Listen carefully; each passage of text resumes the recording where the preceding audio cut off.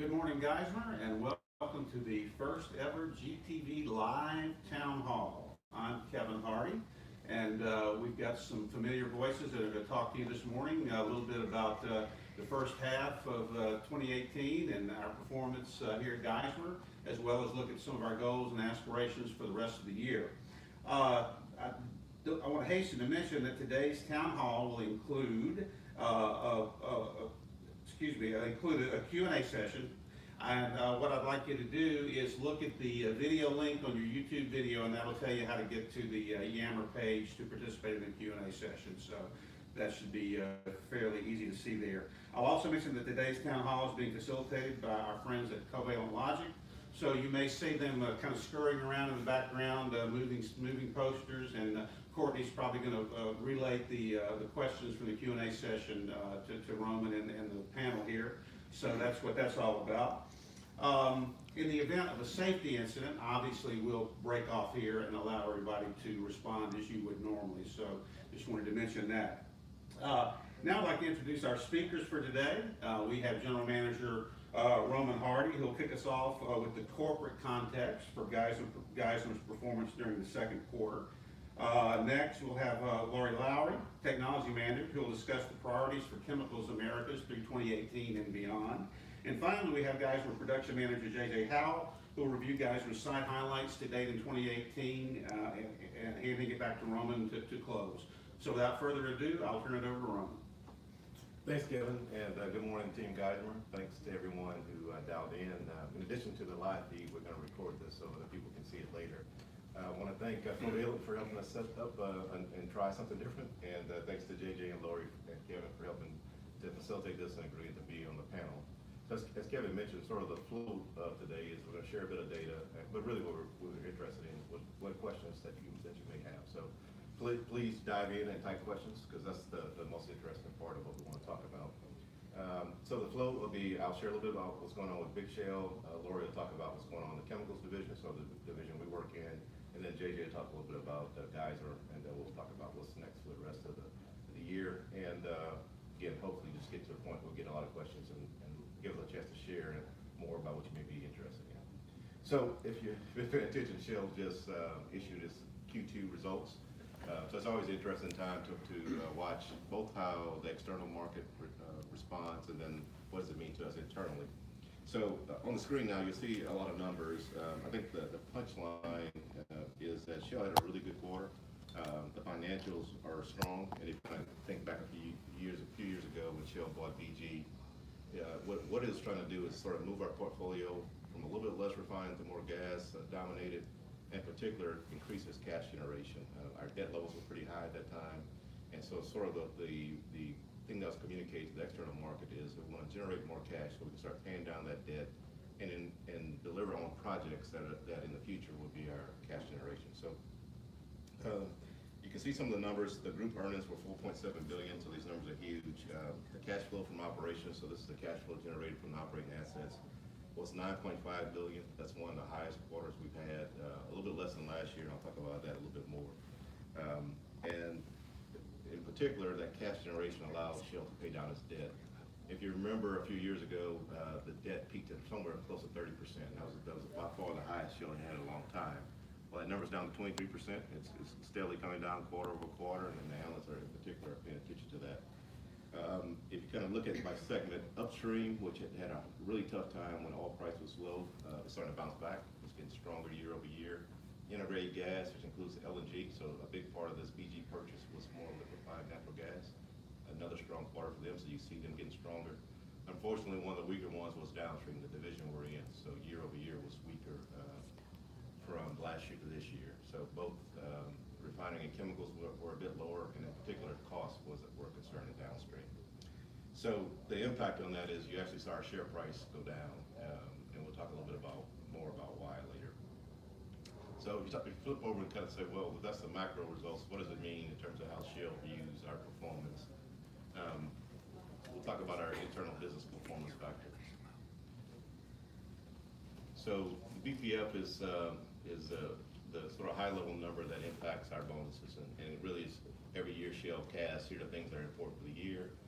It's a lot of measures, and then if we deliver on those, that culminates in a factor that impacts how big our bonus pool will be. So that number was 0.94 for the year, so it's adjusted down from the previous quarter. You go through sort of the numbers, what impacted that primarily was operational excellence. So did our assets run as well as they're supposed to run? You can see refining chemicals didn't with reliability challenges across the group, and that weighed heavily on the results. And also there's a keen focus on our greenhouse gas emissions and kind of what those levels should be. And they didn't come down as much as what we wanted. On the other side, project delivery, so new projects coming on board continues to get strength. You see that showing up in the numbers as well. And then the overall share performance compared to the industry is still pretty strong. Shell has been on a journey to, in particular, close the gap with Exxon, and it's gone a long way towards that. Had another quarter compared to Exxon, but still has a ways to go. So that's sort of a picture of what's going on at a macro level. We'll now talk about a little bit more about what's going on with chemicals, and Lori will share more there. All right, hey Team Geismar. So yeah, I'd like to talk about chemicals, and I'm first going to talk about chemicals and the aspiration and beat the competition going forward to 2021. So if you look at the slide that we have here, what you see across the top is kind of the priority areas that chemical wants to focus on to beat the competition.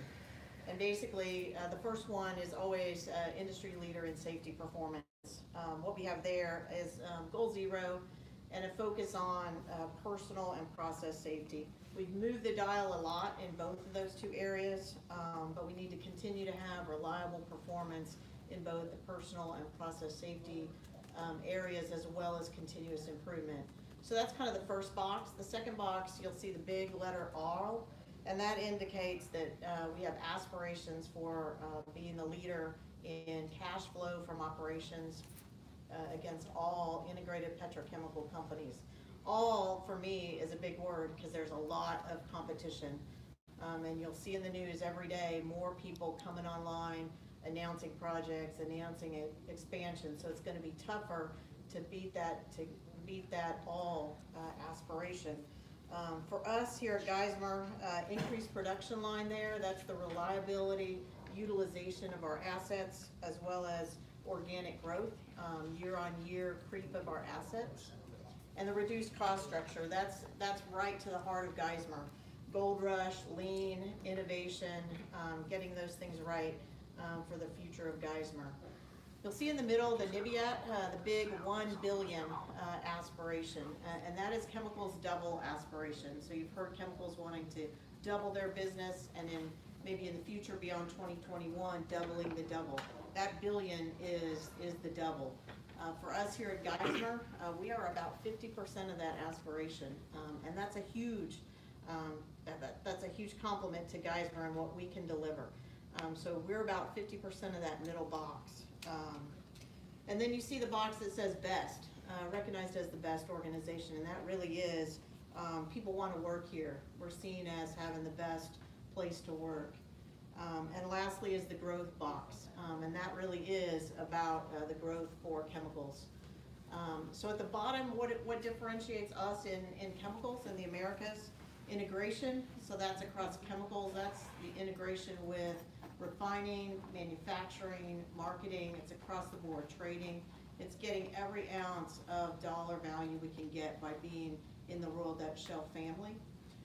You see customer experience and partner experience, and that is our customers see value in dealing with us in chemicals, and passion of our people. That's a dedicated workforce working in chemicals, making it the growth engine for Shell. Care for the planet. That one is about greenhouse gases. I think Rhoman alluded to, we're not making the progress there that we want, and that's about reducing our footprint and our greenhouse gases. So more to come there as well. And the last box is kind of a new box I saw in there, getting our game together.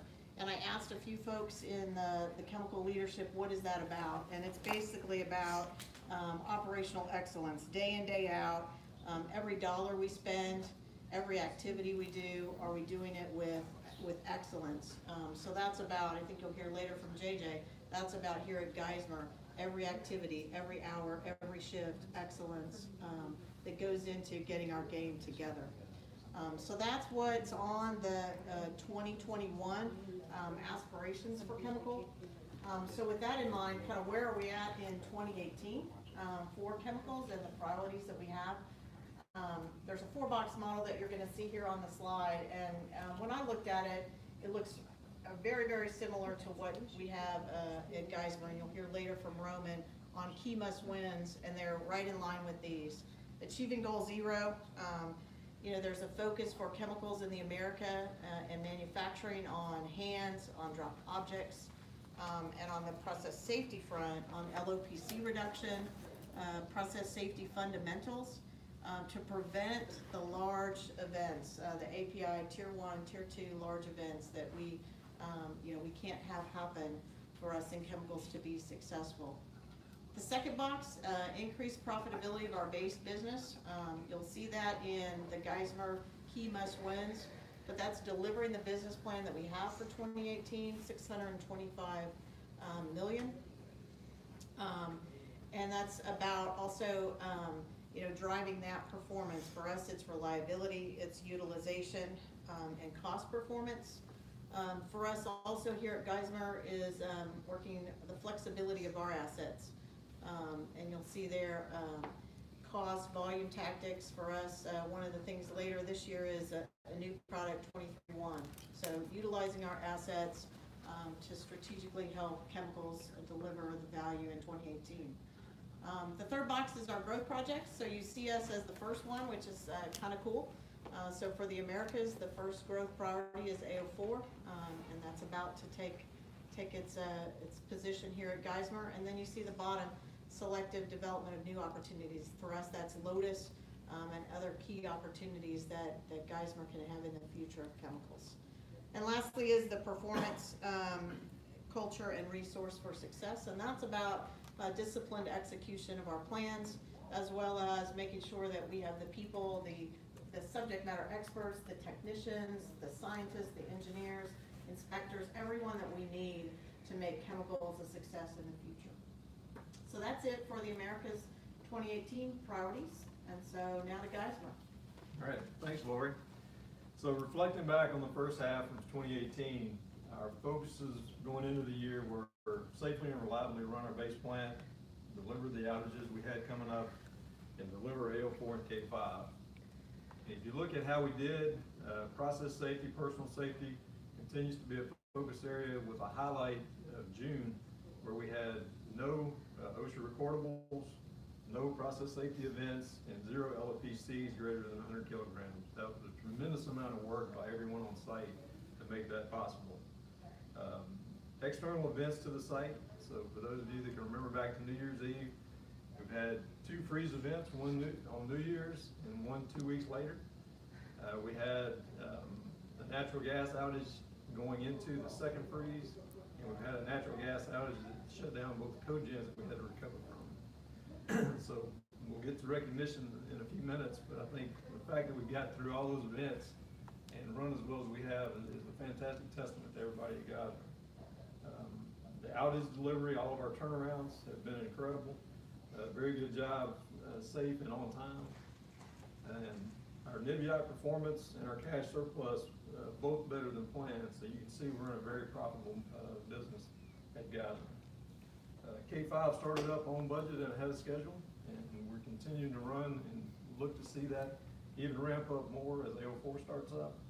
And progress continues on AO4 with several OSBL systems already started up and ISBL commissioning rolling at a rapid pace.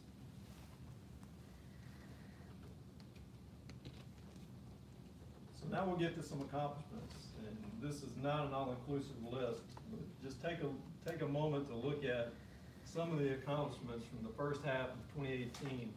Actually, the slide wasn't big enough. I was limited to one slide, so I wrote some extras down.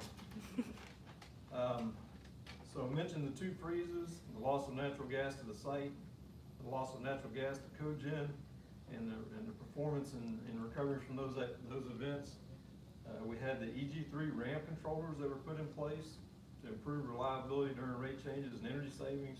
We had an inventory control system put in K units. We've had automated jet juicing put in one of the K units with plans to get more of that in place.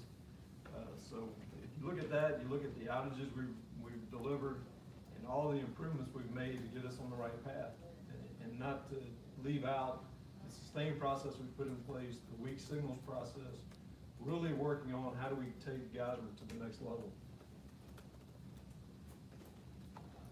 So, obviously you heard a lot about what's going on with Shell, been around Chemicals of Americas in particular, I think what Geismar fits into it, and a lot about what's been delivered at Geismar. And as JJ alluded, it's hard to put all those things into one slide, but it's been a fantastic year. We've had some challenges, both in the personal safety space early in the year, and with some really strong interventions to get us to a better place. And now, with the expansions really coming on the way they need to go. Part I wanted to share a little bit about is expansion and what are the conditions for success. So one of the things you'll hear John Abbott talk about, he's our downstream director, is being fit for growth. And what he means by that is the Shell is only going to invest in businesses that it really believes can deliver in the future. So a big part of that is, can you prove you're competitive, and then can you prove you can operate reliably and safely? Otherwise, that investment becomes a lot more risky. And obviously, we've been working on that for a while at Geismar. People know about the safety and reliability journey. We talk about it a lot. What we don't often talk about is our strive to be competitive. So the site has landed on 4 external benchmarks to give us a view of whether or not we're as competitive as we could be, both in the process safety space with API, in the reliability and maintenance space with Solomon, with particular focus on our EOG plants with Townsend, and lastly in our capital investment with IPA. And this is an independent project analysis. And all these things just gives a view of here's what the best in the industry are doing compared to where you are at Geismar. And I'm really happy with the fact that we now know where we are and that we're progressing towards something. So when we're asked, are we fit for growth, we can show not just how we're performing today, but how we're performing against industry, where we have gaps, we have plans to close them, and obviously the delivery on K5 and 804, a testament to our ability to handle change and handle it while we're excelling in other parts of our business. So I think Geismar, in terms of being fit for growth, our story's there. We have more to do, but we're actually well down the road to being able to show we're going to be one of the most competitive sites in the industry. So tied to that, what do we have to do in the second half of the year? We put out must-wins every quarter. But of course, at the beginning of this year, we said there's not going to be a lot of change. We had so much change because of expansion. We wanted to get really crystal clear about what good looks like, and the second half won't be much different than the first half in that regard. So we want to safely and reliably operate our base plant. Our base plant is making us a lot of money. I often say sometimes we talk about expansions, and because they're new assets, they get a lot of attention. Our base plant makes more than AO4 is going to make when it starts up by a lot. So we got to really be clear that operating our existing plants safely and reliably is our #1 objective. And we've got some challenges, but we've also had some great interventions. And we want to get back and stay at green, where we're setting record performance in a positive way, keeping people safe, keeping things in the pipe, and looking for other ways to improve. The next thing is deliver on outages. So the reason we make it such a big deal about outages is it's a moment where you usually refresh an asset. And if that goes well, it doesn't just set the tone for the year, it sets the tone for the next run for that asset. So doing those well, like we have been doing, are so critical. But we also often have projects that are going to increase margin generation or make the unit safer. So knocking those out and doing those well are so critical for us to deliver on everything we promised. We've been doing that great so far this year, and we have a few more to go this year. Particular shout out to HFE. They're managing a lot. They have a lot of smaller pit stops, have a K3 turnaround this year. And at the same time, we're asking them to push the production to new levels. So it's a lot in all that. So thanks to HFE. And then lastly, deliver AO4 and K5. So K5 is done, it's up and run a couple campaigns. As JJ mentioned, it'll run full time once we have enough feed for it. And then deliver on our larger expansion, AO4, which is looking great. We're well ahead of our promises in the investment proposal. The pricing, the marketplace looks good, so we feel like we have a robust project. Actually, we have one we think we can stand behind. The Shell is one of the better ones we've done. So that gives you an indicator of Big Shell, Chemicals, and Geismar. We're not going to pause kind of the presentation part of this and get to what I hope is a more fun part and answer some questions. So we'll turn it over to Covela and they'll start translating some of your questions to us. But keep them coming. If you think of something along the way or something you couldn't quite hear and want to ask more about, type it in and gives us a chance to respond to those. All right, hi, I'm Courtney Greathouse. I work with Covalent Logic. I'm going to kick us off with our Q&A section. So we've got a fun one to start us up. We have football season is upon us. Do you anticipate LSU shutting down A&M again? So, okay, I'm going to take that one on behalf of all the Aggies. So, All right, I'll be honest, I'm a little worried about LSU this year, so people know I'm a rabid fan. But I'm worried about the offense, I'm not worried about the defense, so I'm predicting somewhere between 8 to 9 wins, which is a little bit better than other people are saying, but I'm optimistic about, finding a quarterback that can actually throw the ball forward instead of just handoff, so it's easy. In terms of A&M, I expect we're gonna beat them like from now to the end of time. I know they got Jimbo Fisher and people are pretty excited, but it's still A&M, so yeah, I feel good about that, even on the road this year. So between 8 and 9 wins, we'll see. Awesome. Repeat after me, Hail State. No, so JJ he's on this Mississippi State ride, the first time in history they're actually kind of viewed as a good team, we'll see. They have a good quarterback. And did you want to weigh in any? No. Okay. Awesome. All right, so moving on. What's the latest word on the status of Lotus? Yes, I'll talk a little bit about Lotus. It's looking good. So the team that's been working on that for some time, they're in the phase of really trying to get clear about what we think it costs to build, any hurdles. So they've been going through the scope, particularly OSBL, and now getting to ISBL. We feel good about the project. Now, that doesn't mean it's going to necessarily be approved by Shell. You have to go through all the steps. But in terms of being in a position to say that we can build one of the world's most competitive glycol plants, we feel like we're there. The check-in September, and then sort of a decision to go to the next phase for the end of the year. I'm at a place I really believe it'll be done. So people ask, why wouldn't it be done? There's probably two main risks.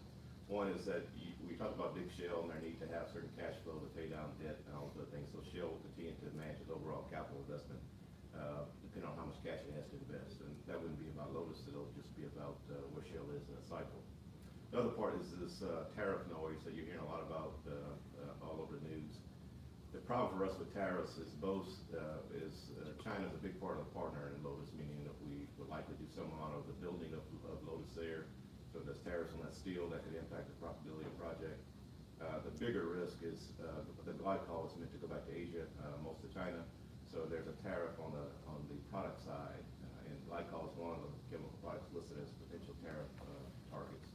That puts that project really at risk. So there's a lot to figure out and all that. And when you make big decisions, you don't actually know where it'll end up. But generally, Lotus looks really good, and I feel really good about it. JJ, do you have anything to add to that? Or okay, that actually leads into the next question. If the trade issues with China continue to escalate, what impact is that likely to have on Shell generally and Geismar specifically? You guys want that one?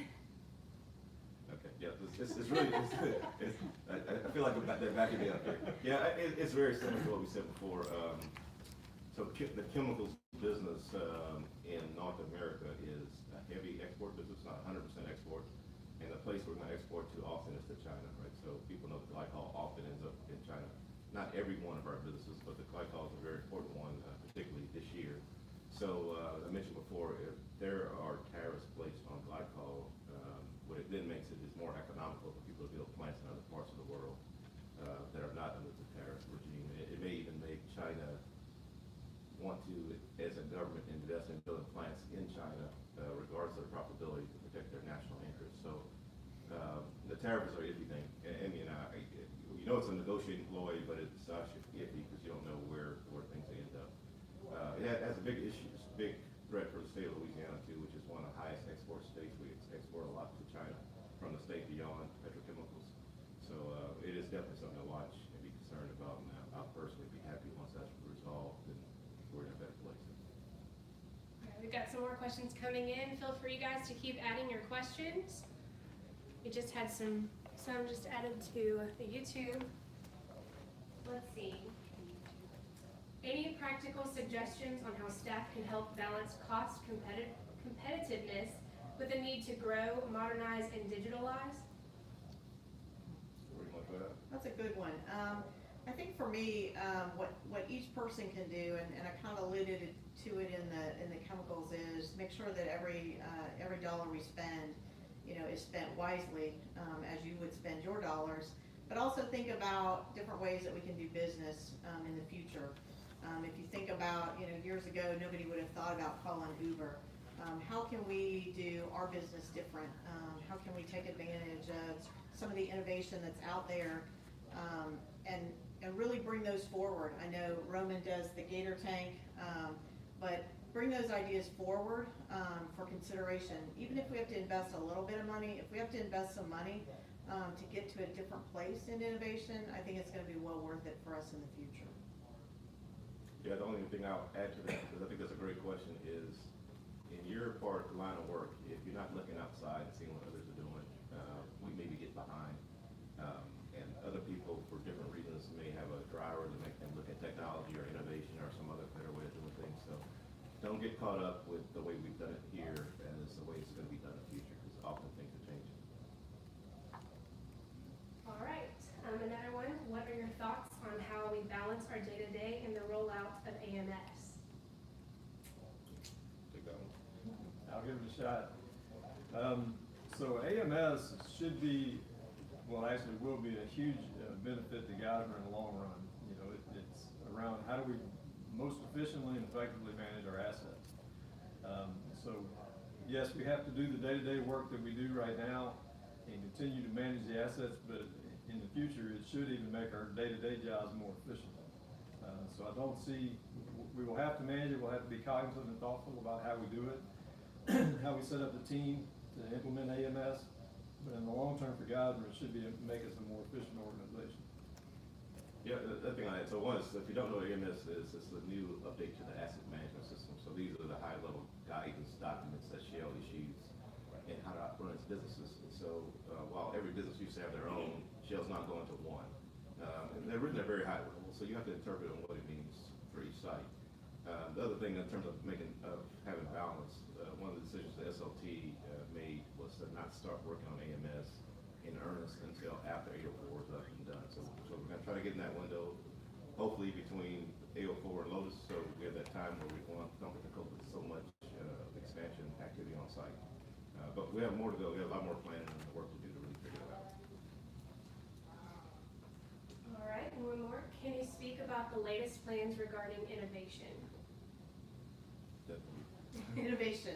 So innovation. So we started innovation last year. Downstream has an innovation group called Advanced Manufacturing, and they are the ones that are looking across all of our sites, trying out some of the innovative ideas at certain sites, and then trying to share those with all the sites so that you can basically copy from them. Here at Geismar, we started innovation in this year in 2018 with several projects, some brought by individuals and some brought from external to us. We've kind of put a slow pace of innovation with getting A04 delivered this year, but looking for 2019 to ramp up innovation here at Geismar. Convent is an innovation lab. So David Mustaine, who's our innovation leader for the site, has been working closely with Convent to get ideas that they've tried out and try to get them here at the site.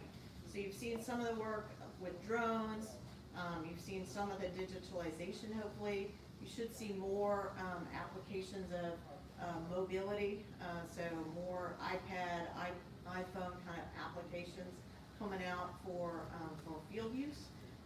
When we get our pervasive Wi-Fi or pervasive cellular that Roman has been wanting, and JJ, we'll be able to see more applications that will look like things that you use outside. So hopefully when you check in the gate at Geismar, you won't leave behind all of the innovative things that you use in your normal day-to-day life, but you'll begin to see those in the way we do business here at Geismar. Yep. So people think, I think it'll disrupt a lot of ways we work, and I think the main thing is a lot of information should be readily available to people as they're doing work in the field through tablets and iPads and other things that are deemed safe to operate in the field. And there's been a lot of progress in deciding how to do that. All right, this will be our last question, and then we'll let you close this out. If after the AO4 startup, will we have an official dedication event, and if so, when will that take place? So we're definitely going to celebrate post AO4 and post K5. We haven't picked the date yet because we want to just make sure we're clear about when AO4 is done and we're at a place that's stable. It'll be sometime in the first quarter of next year. I'm sure about that. And we'll have probably a couple of types of events. One is for sort of external parties. There's a lot of interest in investors, customers who are going to buy the products we've been working to write contracts with. in many cases, what we don't talk about is those customers are building plants that are to match Force production, so there's a big sort of relationship part of that. And then for all the work that's been done here with all the people that's helped us along the way. So look for it in the first quarter, and when we're ready, we'll communicate the time frame, but it'll be definitely something to celebrate that, not just for Geismar, but for Shell Chemicals broadly. As Lori mentioned, Geismar is such a big part of the growth and vision for the company. So I think if that's it, I'm going to close out. So thanks again for dialing in, and one of the things that we look forward to your feedback. We know we're trying something new.